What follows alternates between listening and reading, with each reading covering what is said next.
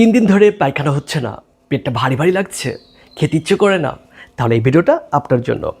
এই ভিডিওতে আমরা আলোচনা করব কয়েকটি গুরুত্বপূর্ণ কার্যকরী এবং সহজ এবং কার্যকরী উপায় পায়খানা কষা দূর করার জন্য। একটাবার বেশি বেশি পানি পান করুন। কোষ্ঠকাঠিন্যের সবচেয়ে অন্যতম কারণ হলো কম পানি পান করা। প্রতিদিন অন্তত 8 থেকে 10 গ্লাস পানি পান করুন। সকালে ঘুম থেকে উঠে যদি 1 থেকে 2 গ্লাস কুসুম গরম পানি খেতে পারেন, তাহলে আপনার পায়খানাটা অনেক বেশি ভালো হবে। এরপরে আঁশযুক্ত খাবার খান। আঁশ মলকে নরম করে এবং সহজে বের হতে সাহায্য করে। তাই প্রতিদিন খাদ্য তালিকায় কিছু খাবার রাখুন, যে খাবারটা আপনার ফাইবার সাপ্লাই করবে, যেমন শাকসবজি, ডাল, ফলমূল, লাল আটা, লাল চাল, এসবগুলোর ভুষিও অনেক উপকারী। প্রতিদিন হাঁটুন। সারাদিন বসে থাকলে অন্ত্র অলস হয়ে যায়।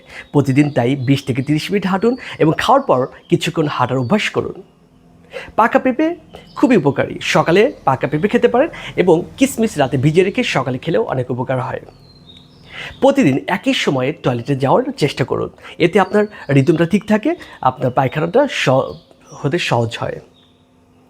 পায়খানা কখনো বেগ আসলে কখনো চেপে থাকবেন না।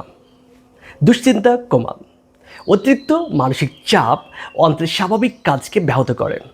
তাই পর্যাপ্ত ঘুম, নামাজ, ব্যায়াম মানসিক প্রশান্তি কোষ্ঠকাঠিন্য কমাতে সাহায্য করে। কিছু ওষুধ আছে, যেমন ক্যালসিয়াম, আয়রন, নাপাডল, এই ওষুধগুলো আপনার পায়খানা কষা করতে পারে। যদি দেখা যায় ওষুধ খাওয়ার পরে আপনার পায়খানা কষা হচ্ছে, তাহলে অবশ্যই ডাক্তারের পরামর্শ নিয়ে ওষুধ চেঞ্জ করার চেষ্টা করুন। আমাদের একটা ওষুধ আছে ল্যাক্টোলজি। এই ওষুধটা সব বয়সেই সেফ, যেমন ছোটো বাচ্চা থেকে শুরু করে প্রেগনেন্ট মহিলা থেকে শুরু করে সবার জন্য এটা সেফ। আপনি ডাক্তারের পরামর্শ নিয়ে ওষুধটা খেলেও অনেক উপকার পেতে পারেন। সবার সুস্বাস্থ্য কামনা করে আজকের মতো এখানে। আসসালামু আলাইকুম রহমতুল্লাহ।